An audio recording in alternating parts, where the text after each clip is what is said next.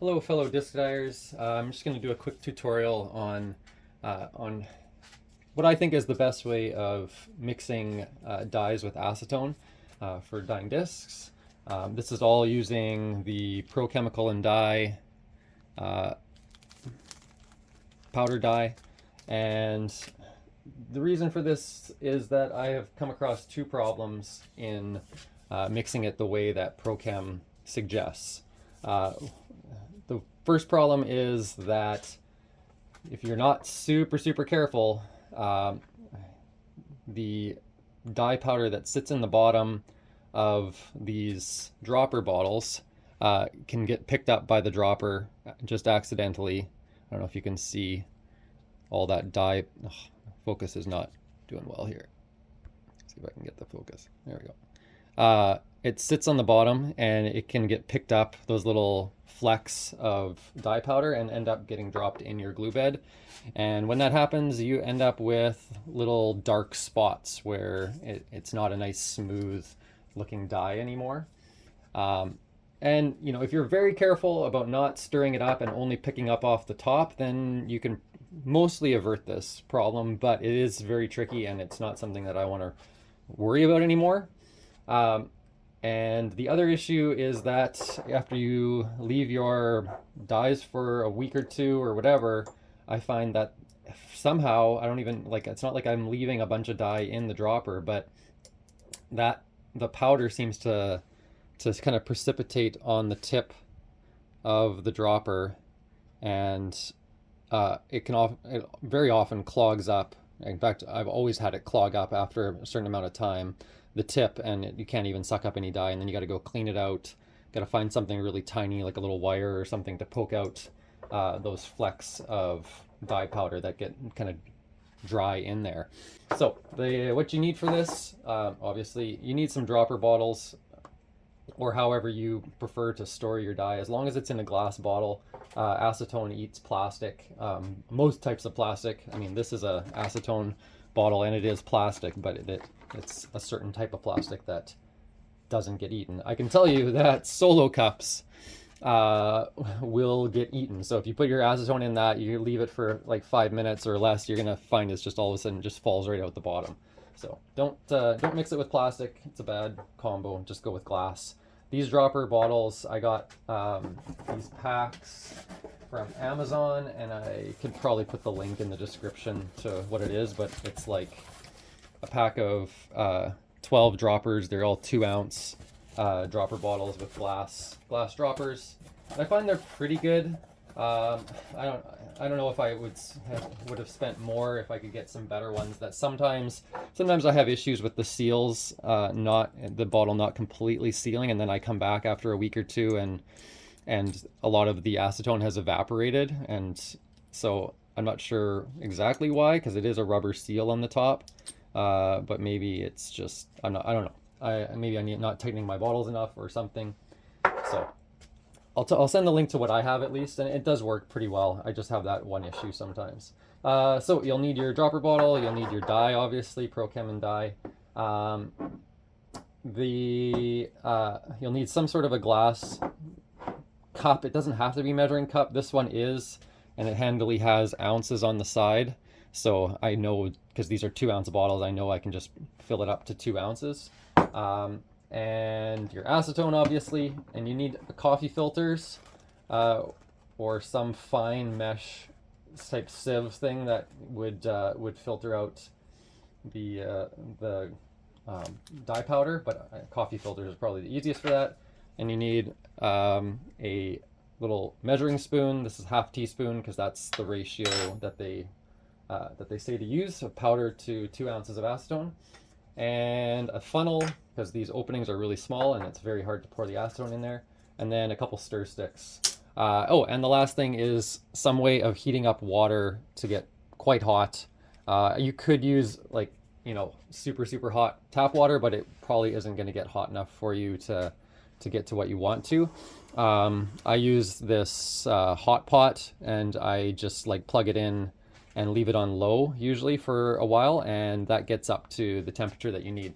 Acetone has a boiling temperature much lower than water, so I believe it's like 100 and what was it, 140, 130 degrees, somewhere around that Fahrenheit, or 54, 57 degrees Celsius. So have your water below that because you don't want to boil off the acetone. Uh, so yeah, I have it somewhere around like 45 degrees Celsius or like 110 degrees Fahrenheit, kind of in this hot pot. And I probably need to plug it in and heat it up again. Unfortunately, it's going to make a bit of noise. So it's not super quiet. So while that's heating up, what I would do is I'll take my dye powder and I'll take my half a teaspoon of powder, just put it in the bottom measuring cup.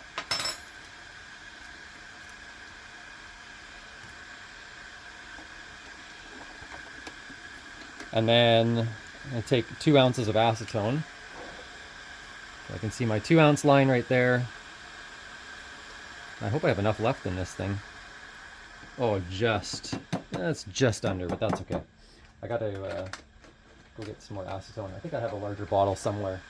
Okay, that's already heated up, that hot pot. So I would bring this over and I'll just set it in there. I just have a small amount of water in there. It's not a lot. In fact, I'll move the camera over so you can kind of see what's going on there. Sorry about the jarringness of that. And then I'm just gonna let it heat up a little bit while I mix this. And again, this is just gonna increase your saturation because the higher the temperature, the faster those molecules are dissolving in the acetone. Acetone isn't like the best to dissolve dye, surprisingly.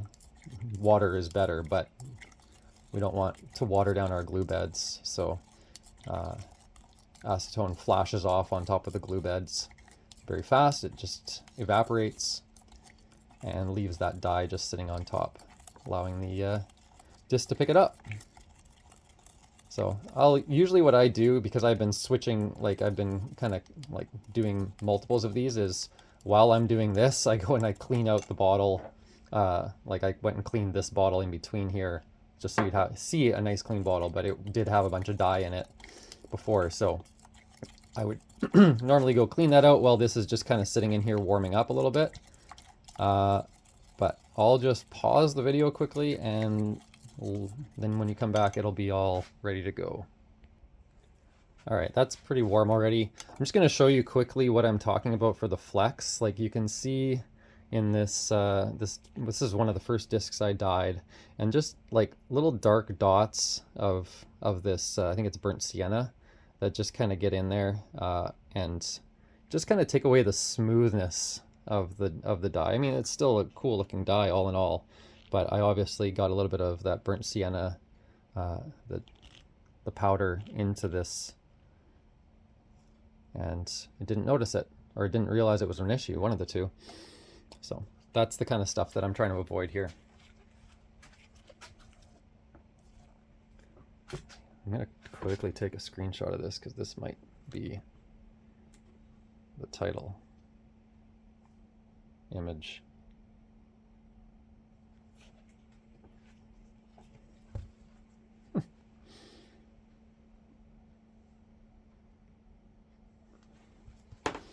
Okay. So now that that's warmed up, again, it's not to the boiling temperature or anything like that. I can check my temp here. I believe, yeah, it's like 50 degrees Celsius, and I think 57 is boiling. Now, yeah, if it got too hot, again, I've done that before. I've done with boiling water and had the acetone sitting in it in like a double boiler type thing, and when I looked over, I was like, oh, geez, this acetone is boiling, just sitting in this hot water. So make sure your water, again, is not too hot, but just helping out that saturation. Okay, so now that we have that, I bring this over here just to balance my funnel because the funnel is too heavy for these little bottles. But I put it like that. I grab a coffee filter and I tear it into triangle, or if you can get a circle or whatever, that's great. You can get special filter paper that's used for like chemistry experiments and stuff like that, where but basically if you fold a section kind of in like that, it makes a funnel shape. Oh, I don't know if you could see that, sorry. Fold in a section to the middle and kind of overlap it, then it does make a funnel type shape, and that way none of the dye can escape, basically. Let's move that. Let's move this. Okay. So I don't want to stir this right up to the end. I want to let it sit for like 30 seconds or so, and just to allow the dye powder that is going to settle right off the bat to settle. And then while I'm pouring this, I want to pour it very slowly. I'm going to leave this kind of behind actually, so you can see, maybe you'll be able to see through the dye. It kind of depends. You can see how it's, hopefully you can see how it's fairly clear. Let's put that behind there. There we go. The part that I'm pouring in here is pretty clear, and it's leaving the sediment near the bottom. So don't pour it super fast. I mean, you'll overflow your funnel anyways, probably, but yeah, you can see that sediment sitting on the bottom there. Trying not to get as much of that as possible. So I'm didn't quite have enough acetone for this. I'm gonna have to top that up some other time. But sometimes it takes a little while for this to drain in here. This one went in really fast, faster than anything else I've had. Often I have to wait like a minute or so for it to just to drain the last little bit. If it's really not draining, you can kind of move it a little bit to the side and find some fresher filter paper. The issue would be probably that you got a lot of sediment in the bottom and it's clogging up the filter at the very bottom. So that's good there though. I'll take that, throw that in the trash. Take this guy out. I'll go, I would dump this in the garbage. Don't wash it down the sink. That extra sludge, the stuff's not great for our water systems, obviously. So try and dispose of this stuff properly. And there you go. That is ready to go. I don't have to worry. I can shake it up if I want to, but there's no little sediment pieces that are going to get into my dye bed, and that is nice and saturated and should be good.